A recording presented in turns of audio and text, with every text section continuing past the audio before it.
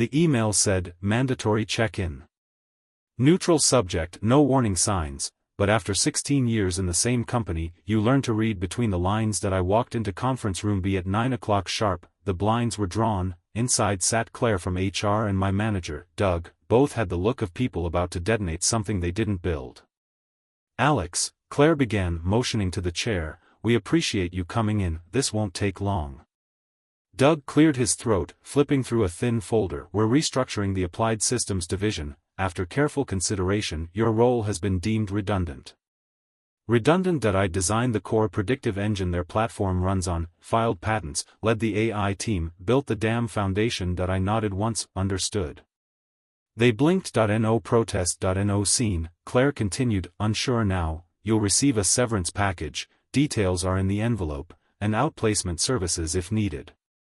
I took the envelope without a word. Doug looked relieved. They had expected shouting, maybe tears. What they didn't know, I'd already written my resignation, just never sent it. Outside the glass doors of my former office, I didn't pause. No lingering stares, no sentimental looks at the nameplate they'd removed by lunch, just one step onto the sidewalk and I pulled out my personal phone. One word. One message, begin.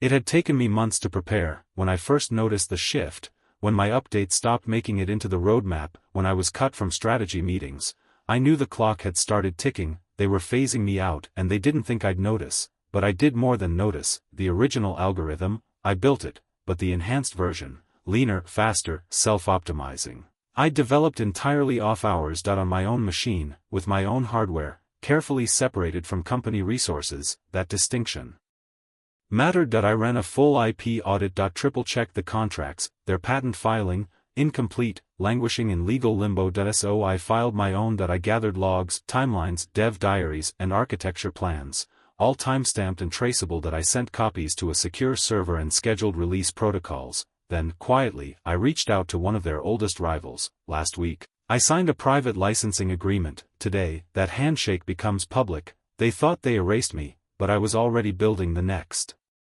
chapter. The restaurant was a converted bank, all brick and shadowed light. They gave us the private room in the back, not because we asked, but because they knew who he was. Across the table sat Nadia Chen, CEO of Litrix Systems, the competitor my former company underestimated for years. Alex, she said, swirling the ice in her glass, we don't just want your algorithm. We want you.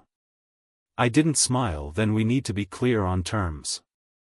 The napkin in front of me held numbers most engineers only dream of: 7-figure base, performance bonuses, full creative control. But I was focused on the bullet point below: equity, 3.5% Class B shares, subject to performance vesting, and my team. I asked 6 engineers. 3 data scientists, the ones that weren't invited to my exit meeting. She nodded. Full offers by Monday, they deserve better.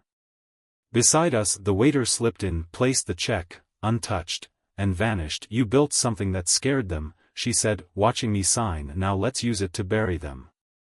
I pressed the pen to paper. Deal signed. Let the war begin. The handover was methodical. I returned the laptop, the badge, even the branded hoodie from the last company retreat. HR walked me through the checklist like they were checking off a ghost, polite, distant, already rehearsing the next exit. A few colleagues swung by my desk. Melissa from QA gave me a quiet hug, eyes glossy. You deserved better.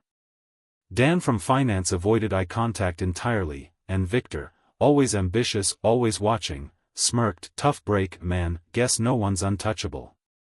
I said nothing. Instead, I handed over 2 neatly labeled drives, documentation, clean codebases, architecture maps. I even annotated the backlog tickets, not out of kindness, but clarity. I was leaving clean. No drama. No loose ends. No excuses. Claire from HR glanced at the files. You didn't have to go this far.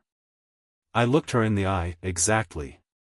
The elevator down was empty. I stepped into the lobby, felt the automatic doors whoosh behind me, like the building exhaled. Outside, I turned and looked up. The glass panels gleamed in the morning light, reflecting a world that no longer included me. I smiled. They thought they erased a name from payroll, but they just signed their own expiration date. IT started with a press release. Litrix Systems announces strategic hire. Alex Rivera joins as Chief Innovation Officer, exclusive licensing agreement secured for breakthrough adaptive AI architecture.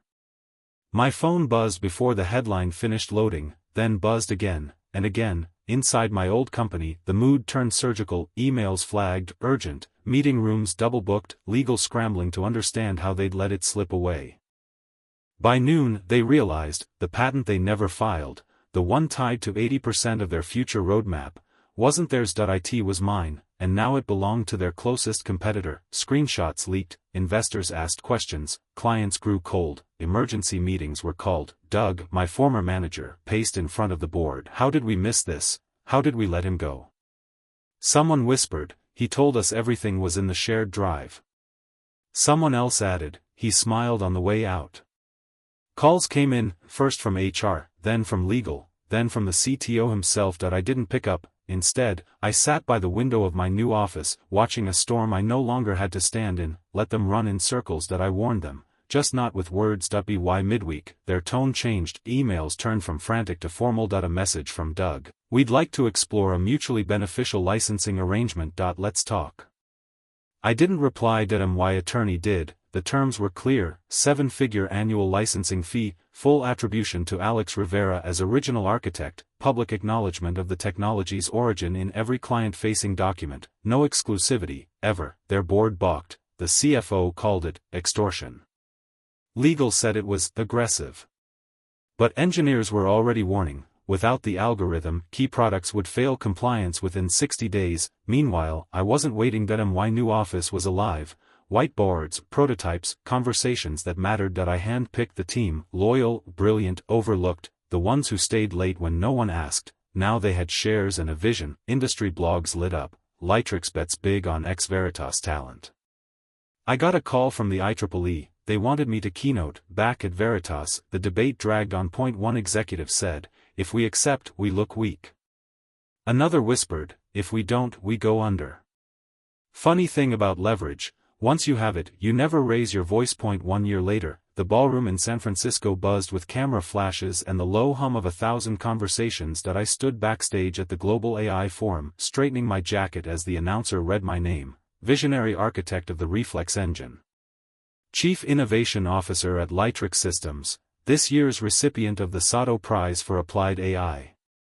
Applause, stage lights. I stepped forward. What followed was 20 minutes of reflection, design philosophy, and, finally, the truth about what really matters, not just building technology, but owning your legacy. Outside that room, the world had shifted. Veritas Technologies, my former employer, had dropped out of the top 10 in their sector. 2 product lines had been quietly discontinued. Their new CEO, brought in during the restructure, gave an interview last month. When asked about their decline, he answered, plainly, honestly, we lost our edge the day we lost Rivera.